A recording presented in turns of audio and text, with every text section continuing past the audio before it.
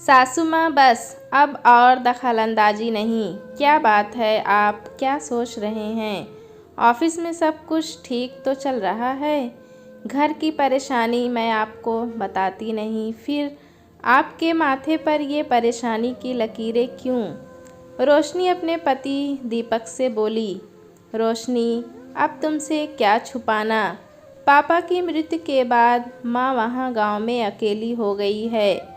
वो कहती नहीं, पर परेशानी तो होती ही होगी। और सबसे बड़ी बात, पापा के जाने के बाद उनके जीवन में एक खालीपन भी है। मैं माँ के उस खालीपन को दूर करना चाहता हूँ। उम्मीद करता हूँ तुम मेरी इसमें मदद करोगी। माँ को यहाँ ले आता हूँ। माँ के आने से पप्पू बेटा को संभालने में तुम्हारी भी मदद हो जाएगी। तुम क्या कहती हो? रोशनी की बिल्कुल इच्छा नहीं थी कि वो अपनी सास के साथ रहे। माँ के लिए पति का प्यार देखकर बस उसने मुस्कुराकर अपनी हामी भर दी।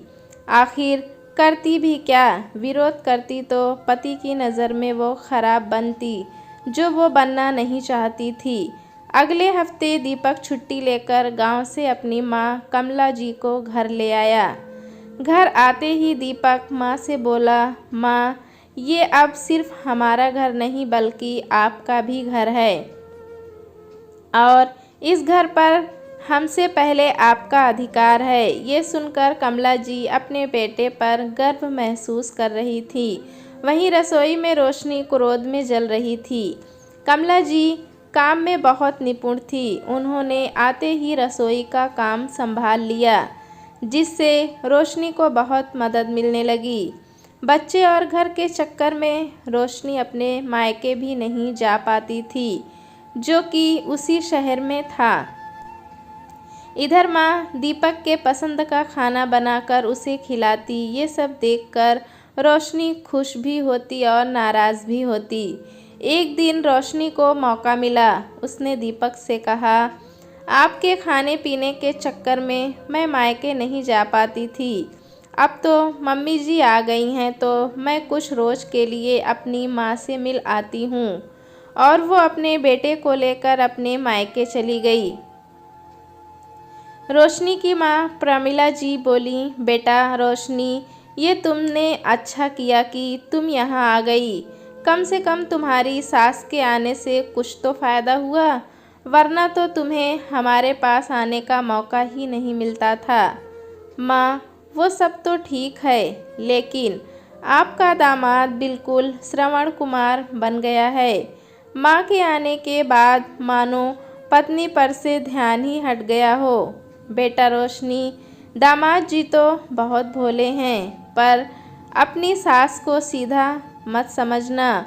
वो दूसरों के सामने सीधा बनती हैं, तभी तो दामाद जी को अपनी उंगलियों पर नचाती हैं। तुम चौकन्ना रहना, उनके माया जाल में मत फंसना, वरना तुम्हें भी अपनी उंगलियों पर नचाएंगी। ज़्यादा परेशान करे तो उन्हें गांव का रास्ता दिखा देना।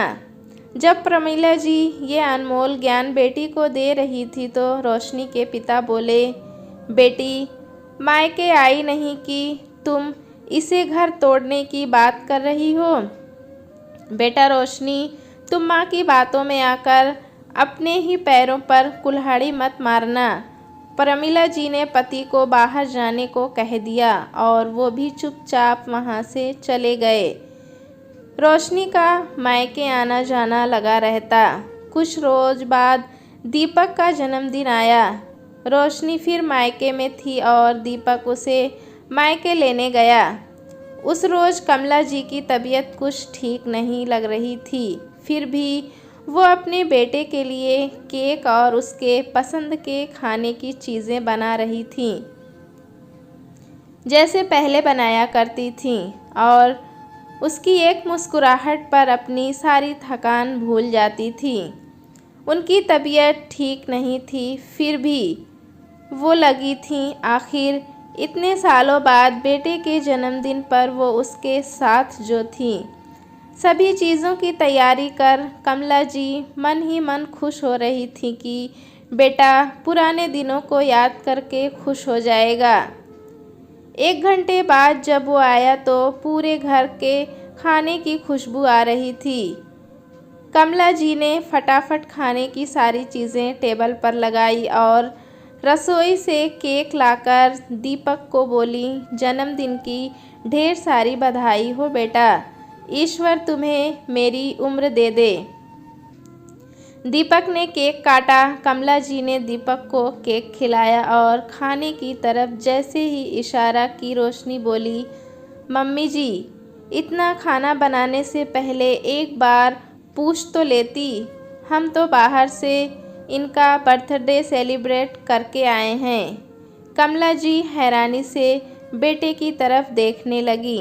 दीपक बोला, माँ, कई दिनों से हम बाहर नहीं गए थे, इसीलिए हमने बाहर ही खाना खा लिया। पर माँ, आपके बनाए हुए केक से अच्छा वहाँ का केक नहीं था। बेटे की इतनी ही बात से कमला जी खुश हो गईं और बेटे को केक खिलाईं। फिर छोटा सा टुकड़ा जैसे ही वो पप्पू को खिलाने लगी, रोशनी झट से पप्पू को वहाँ से उठा ली और बोली, मम्मी जी, इसे कुछ मत दीजिए, इसे मैं खाना खिलाकर लाई हूँ। और रोशनी पप्पू को लेकर कमरे में चली गई। दीपक माँ का दिल रखने के लिए उनके साथ बैठ गया और उनकी खुशी के लिए एक रोटी और सब्ज़ी खाई, जिसे देखकर कमला जी का मन खुश हो गया।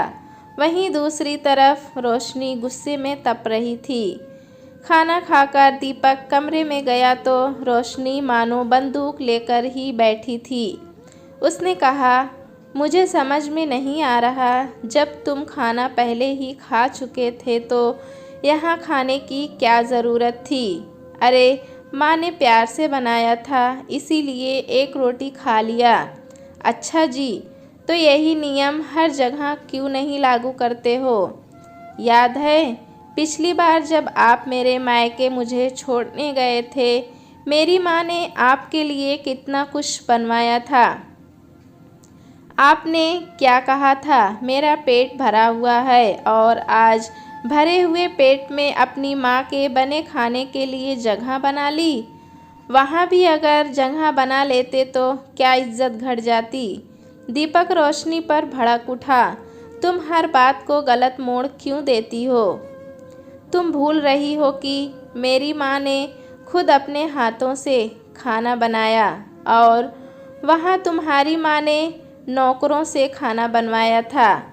मेरी माँ बीमार होते हुए भी मेरी खुशी के लिए ये सब की, और मैं तुम्हारे साथ भी तो खाकर आया हूँ, फिर इतना क्यों चिल्ला रही हो? और हम बाहर पार्टी करके आए, इससे भी माँ को कोई एतराज़ नहीं था, फिर भी तुम मुँह फुलाए बैठी हो। आपको तो बस आपकी माँ की खुशी की पड़ी है, बीवी और परिवार की खुशी की कोई चिंता नहीं है। अरे, मैं कहती हूँ आपकी माँ को अब समझना चाहिए कि बच्चों की खुशी में ही उनकी खुशी है। उन्हें पता था कि हम देर से आएंगे, तो ये सब तामझाम करने की क्या ज़रूरत थी। देर रात तक दोनों पति पत्नी में बहस होती रही। ये सारी बातें कमला जी सुन रही थीं। कमला जी बहू की बातों को सुनकर बहुत हैरान थी, क्योंकि आज तक वो गलतफहमी में थी कि उनकी बहू उनकी बहुत इज्जत करती है, पर यहाँ तो रोशनी के मन में उनके लिए बस जहर ही भरा था। कमरे में बैठी कमला जी सोच रही थी कि आखिर बेटे की बात मानकर वो शहर आई ही क्यों। हफ्ते भर घर में शांति छाई रही। फिर एक दिन रोशनी कमला जी से बोली, मम्मी जी, मेरी बहन जो विदेश में रहती है, वो और मेरा पूरा परिवार रात के खाने पर आ रहे हैं। आप सबके लिए खाना बनाकर रखिएगा। मैं पास के मॉल से सबके लिए गिफ्ट लेकर आती हूँ। बहू, इतने लोगों का खाना बनाना इतने कम समय में कैसे संभव है? कुछ दिन पहले तुम बाहर से खाना भी मंगवाई थी, इसका मतलब बाहर का खाना भी अच्छा मिल जाता है। मम्मी जी, आप भी हद करती हैं। किसी को अपने घर पर बुलाकर अपने हाथ का खाना भी नहीं खिला सकते हैं। और वैसे भी मेरे पापा की तबीयत ठीक नहीं रहती है, उन्हें बाहर का खाना सूट नहीं करता। रोशनी के कहने पर कमला जी खाना बनाने को तैयार हो गईं और दोपहर से ही रात के खाने की तैयारी में जुट गईं। लगातार काम करने की वजह से उनको थकान महसूस होने लगी, फिर भी वो लगी रहीं। एकाएक उन्हें चक्कर आने लगा तो वो जाकर सोफे पर बैठ गईं और आराम करने लगीं। तभी दीपक घर में आया। बेटे को देखकर जैसे ही कमला जी उठीं, गस्त खाकर गिर गईं। बेटे ने जैसे तैसे माँ को उठाया और अस्पताल ले गया। वहाँ जाकर पता चला उनका बीपी बहुत लो है। दीपक ने अस्पताल से रोशनी को फ़ोन किया और कहा, आज डिनर का प्रोग्राम कैंसिल कर दो, माँ की तबीयत ठीक नहीं है, ना जाने यहाँ से कब छुट्टी मिलेगी। रोशनी ने डिनर का प्रोग्राम तो कैंसिल कर दिया, लेकिन भट्टी की तरह वो तप रही थी। 2 घंटे बाद दीपक अपनी माँ को घर ले आया और फ्रेश होने चला गया। रोशनी उनका हाल नहीं पूछी, बल्कि उल्टा उन पर चढ़ गई। मिल गई आपके कलेजे को ठंडक। साल भर बाद मेरी बहन आ रही थी, उसके आने की खुशी आपसे बर्दाश्त नहीं हुई। आपकी ऐसी कैसी तबीयत खराब हुई जो 2 घंटे में ही ठीक हो गई। ऐसे तो आप बड़ी अच्छी बनती हैं, साफ साफ क्यों नहीं कहती कि मेरे घर वालों का आना आपको पसंद ही नहीं है। बहू, क्या मेरी जगह अगर तुम्हारी माँ होती तब भी तुम उनकी ख़राब तबीयत को नाटक कहती। नाराज़ रोशनी अपने कमरे में चली गई। उसके बाद तो वो सीधे मुंह कभी कमला जी से बात भी नहीं करती थी। कमला जी को बहू का ऐसा रूखा व्यवहार खलने लगा था। अब उस घर में उनका दम घुटता था। वो कई बार दीपक को गांव भेजने की बात करती, लेकिन दीपक हर बार टाल देता। इधर पप्पू भी तो दादी से इतना घुल मिल गया था कि उनके बिना नहीं रहता, बल्कि अब वो रोशनी के साथ नहीं, कमला जी के साथ सोता था। बस बच्चे के सहारे कमला जी का वक्त कट ही जाता था। धीरे धीरे समय बीतने लगा। सीमा अब बच्चे को कमला जी के भरोसे छोड़कर शॉपिंग करती, घूमने जाती। एक रोज़ पप्पू पानी से खेल रहा था। कमला जी उसे मना कर रही थी, पर बच्चा मान ही रहा था। खेलते खेलते कब उसने पानी गिरा दिया पता ना चला। फिर थक हार कर दादी से खाने की जिद करने लगा। कमला जी रसोई में उसके लिए बिस्किट लेने गईं। अचानक उनका पैर पानी पर पड़ा और वो गिर पड़ी। उनकी कमर में बहुत चोट आई। वो उठने में असमर्थ हो रही थीं। बहुत कोशिश करके वो फ़ोन तक पहुंची और फ़ोन करके दीपक को अपना हाल सुनाई। दीपक भागा भागा आया, माँ को उठाकर बिस्तर पर लिटाया और रोशनी को फ़ोन किया। वहाँ कहाँ हो अभी? कहाँ हो अभी के अभी घर आओ, माँ गिर गई हैं। रोशनी की सहेली बोली, अब क्या कर दिया तुम्हारी सास ने? रोशनी बोली, जब से आई हैं कुछ न कुछ बहाना करके यहाँ से खिसक नहीं रही हैं। अब गिरने का बहाना लगाकर बैठ गई। न जाने ये माँ बेटा मुझे चैन से जीने भी देंगे कि नहीं। फिर से अस्पताल का खर्चा होगा। इतना कहकर रोशनी घर की तरफ चली गई। रोशनी के आने पर दीपक माँ को डॉक्टर के पास ले गया। पूरी जांच करवाई तो डॉक्टर ने कहा, इनकी कमर में थोड़ी चोट आई है। वैसे तो घबराने की बात नहीं, पर इन्हें बेड रेस्ट लेना होगा। दीपक घर आकर बोला, माँ का खास ख्याल रखना होगा। एक काम वाली लगा लो ताकि तुम्हें भी कोई दिक्कत ना हो। पर माँ को कोई भी काम करने मत देना। दीपक की हिदायत पर रोशनी अब कमला जी से कोई काम नहीं लेती थी, पर हमेशा खिंची खिंची रहती थी। धीरे धीरे समय बीता, कमला जी की तबीयत ठीक होने लगी। प्रमिला जी फ़ोन करके बेटी का हालचाल पूछती, लेकिन कभी समधन जी से ये नहीं पूछती कि आपकी तबीयत कैसी है।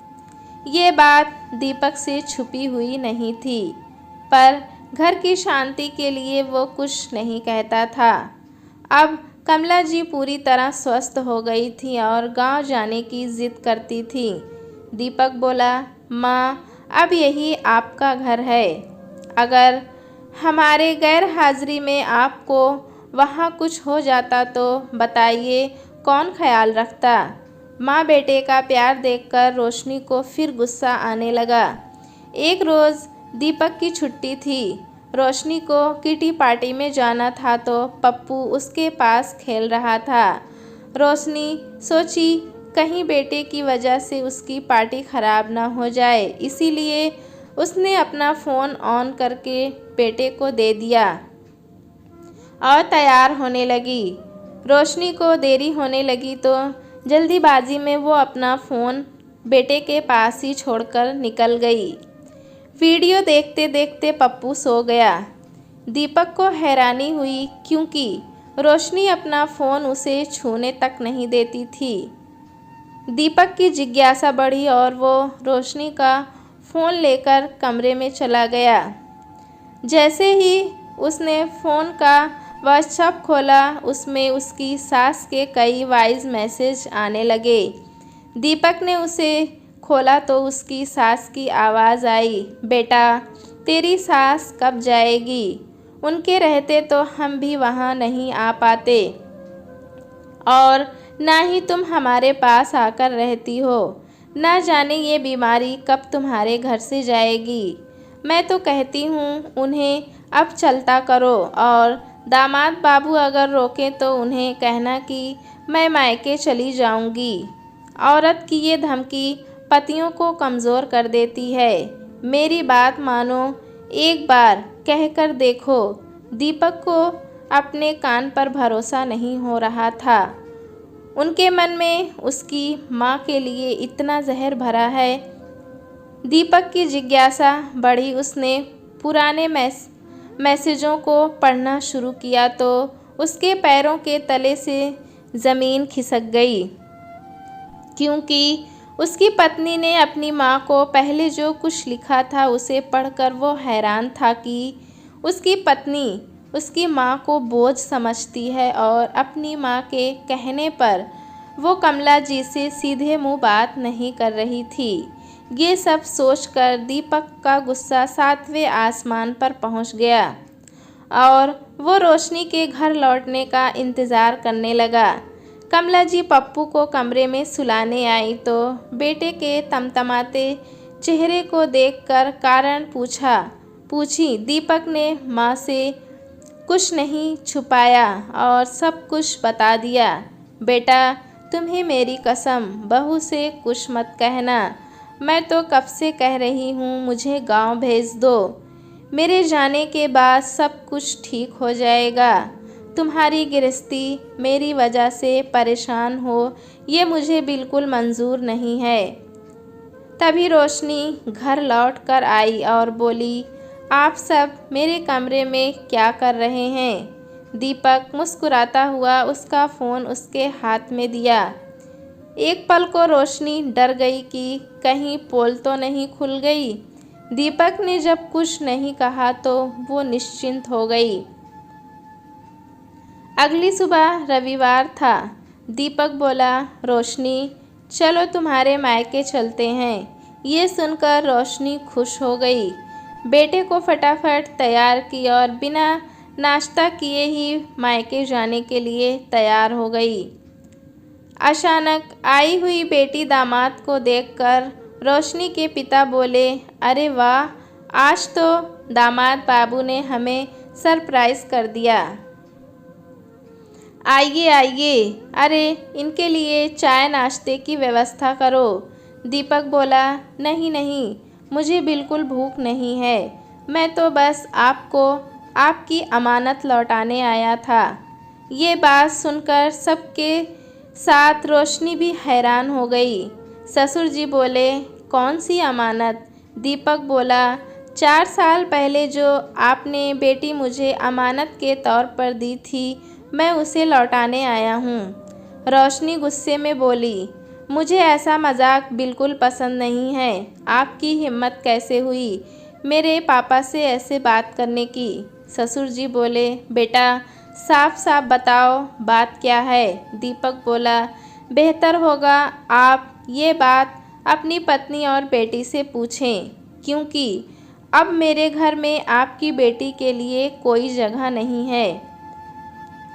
प्रमिला जी गुस्से में बोली, दामाद जी, मैं देख रही हूँ जब से आपकी माँ आई हैं आप हम लोगों से सीधे मुंह बात नहीं करते हैं।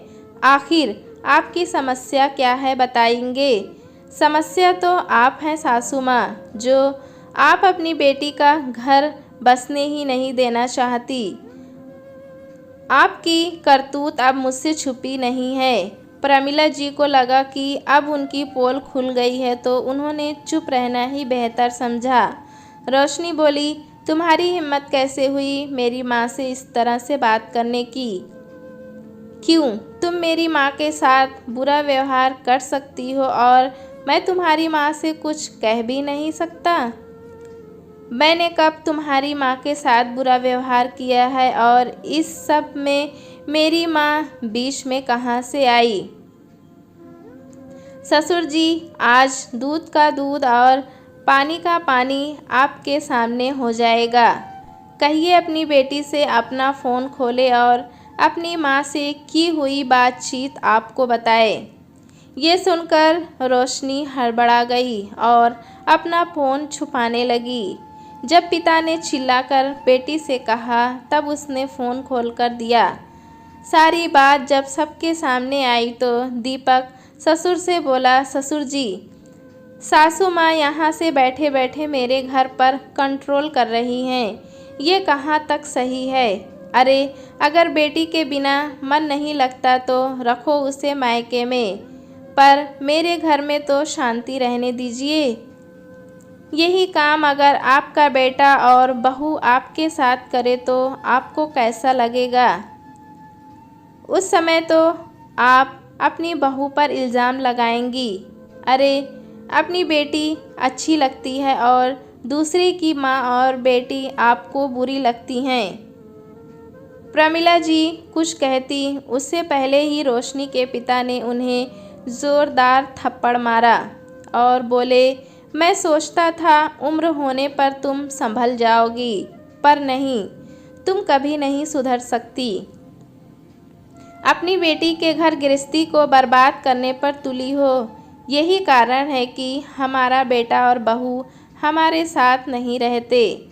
अरे जिसके मन में खुद खोट हो वो दूसरों को क्या ही सलाह देगा? और रोशनी, क्या तुम दूध पीती बच्ची हो? क्या तुम्हें सही गलत का ज्ञान नहीं है? रोशनी ने अपनी सास के लिए अपशब्द कहा तो दीपक ने भी एक जोर का थप्पड़ उसे मारा और बोला, ये पहली और आखिरी दफ़ा होगा जब मेरी माँ के लिए तुम गलत शब्द का इस्तेमाल की हो। मैं तुम्हारे माता पिता का लिहाज करके अब तक चुप था, पर अब नहीं। मैं अपने घर में किसी और की दखल अंदाजी बिल्कुल बर्दाश्त नहीं करूँगा। दीपक के ससुर ने बात को संभालते हुए कहा, दामाद बाबू, मैं हाथ जोड़कर आपसे माफ़ी चाहता हूँ। इसकी माँ की किए की सज़ा मेरी बेटी को मत दीजिए। मैं बहुत शर्मिंदा हूँ। शायद मेरी पत्नी के इसी व्यवहार के कारण मेरा बेटा और बहू मेरे साथ नहीं रहते। पिता की झुकी हुई गर्दन देखकर रोशनी को खुद पर शर्म आने लगी। ससुर को हाथ जोड़ते हुए देख दीपक बोला, आप मुझसे बड़े हैं, ये मत कीजिए। क्या करूं, मुझसे सहन नहीं हो रहा था कि मेरे परिवार और मेरी माँ के खिलाफ कोई साजिश करे। मैं आपके कहने पर रोशनी को वापस ले जा रहा हूँ, पर दोबारा अगर ऐसी घटना हुई तो शायद मैं ये नहीं कर पाऊँगा। इतना कहकर दीपक जाने लगा। पिता ने रोशनी को इशारा किया तो वो अपने बेटे को लेकर उसके पीछे पीछे चल दी। कुछ घंटे बाद प्रमिला जी पति के साथ बेटी के ससुराल पहुँचे। उनकी गर्दन झुकी हुई थी। माँ बेटी ने कमला जी के सामने हाथ जोड़कर अपने व्यवहार के लिए माफ़ी मांगी। उसके पिता ने आश्वासन दिया कि भविष्य में अब कभी भी हमारे परिवार की तरफ से आपके परिवार में दखल अंदाजी नहीं होगी।